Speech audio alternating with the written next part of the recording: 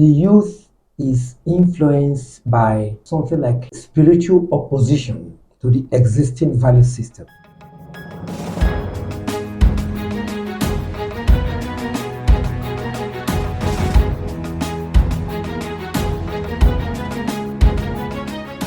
Yeah, welcome on Noble TV Live. My name is Judy Peters. With me in the studio is an area statesman, Gray Almona. Now, we're looking at the society then and now, what has actually gone wrong in terms of morality, in terms of upbringing, and of course, several aspects of life. That's what we're going to look on this very wonderful day. Gray, you're welcome to Noble TV Live. Very much the privilege. A quick one. Yes, thank you. The society. Yes. You are elder statesman. Because anybody that has gotten to 60 is elder statesman. Your upbringing then and now. There seems not to be comparison. What has gone wrong? Well, a lot of water has actually, rolled under the bridge, water has gone under the bridge, and there are two ways of looking at it. First of all, I would like to start from the objective angle, because there's always a physical justification for whatever experience the individual goes through. That physical justification may even lie in areas like social institutions, support units like the family unit, and all such that contribute to the dynamics. So, from that angle, Chidi, what has actually gone wrong is what off camera. I used to talk about one of my favorites, your Great Time magazine, Lance Morrow. He used that expression, the counterculture. The youth of today has been subjected and subject to the influence of the counterculture. In talking about human experience, you are subjected to something when the effect is impersonal. You are also subject to something when the effect is personal. But using both strands of causation, the individual finds himself being more confident, in the area of subjection. When he's subjected to something, he can kind of pull free. So what is happening today, Chidi, is the youth is influenced by something like spiritual opposition to the existing value system that has, all along historically determined the fate of the African society. Wasn't not this professor of Billy Dudley was a professor of political science, but he took a degree first in mathematics. So most of his examples, illustrations, he actually had them come alive through angular illustrations. You know the horizontal and vertical relationship when we're looking at demand and supply relationships. So Dudley said, opposition to authority is not a feature of African thought. But today, what has gone wrong, Chidi, is that the strands that basically put African philosophy together are beginning to loosen. They are loosening because the fabric of traditional authority is giving way, to so many predators. One of the predators, ironically, is the political system.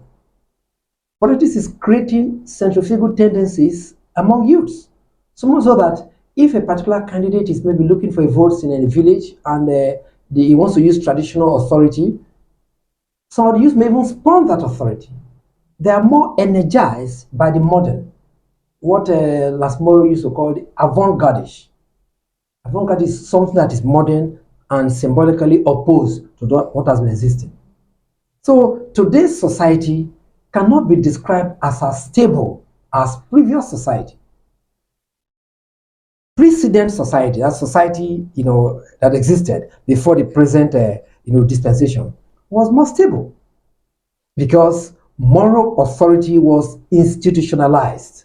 You dare not question it. You may call it some kind of moral absolutism. Pope Francis says moral relativism is one of the greatest dangers to the survival of the present human family. Well, Catholicism, I'm an unrepentant Catholic. I'm proud of it, and I know that it is not usual to actually challenge the status quo. So what has actually gone wrong compared with what has taken place compared with what has been in the past is that moral authority has now become more subject to questioning. And it's because the youth's perceptual horizons are changing by the day. Education does wreaks some kind of havoc. Peer group structures also wreak havoc. But you find that peer groups are also, there's also an interlocking relationship between peer group structure dynamics and the process of learning and instruction. It's like what Dr. Ziren, when he was writing the Nigerian Observer in 1976, he said, the more the number of pupils in school, the more diffused is the political process. So I would like to rephrase it by saying, the more the number of pupils in school, the greater the investment in education and learning, the more certain it is that centrifugal tendencies to tear society apart. At times when my wife calls my daughter, Christine, say, yeah, mom. I say, come on, don't say yeah, mom. Say, yes, mommy. In a flash, she forgets that because she's hooked to the cartoon. Yes, but you are talking about institutionalized of morality. Yes. From our mothers, yes, our parents, upbringing. Yes. I think there seems to be a crack. Yeah, the crack is because from the home bringing. No, the crack has not actually occurred at the domestic level. Okay. At the domestic level, I'll still put a pat on the back of our elders. Whether it's Igbo value system or Okwan value system or Yoruba or whatever, the authority of the elders, I always say, has been the stopgap in making a society remain stable. So it's not at the domestic level. Rather, what has contributed to actually attempting to tear society apart is subjection to external influences. The internet has played a part. Of course, the phone and internet are integral social variables. So as the child is hooked to the phone, it's also an extension of the cultural influence of the internet. So what has actually gone wrong is that the authority of the elders has been shaken to a considerable extent because the children that fighting hard to bring up, their words, the authority base, the cultural essence of the authority base at home is being threatened by other predators impacting on the home.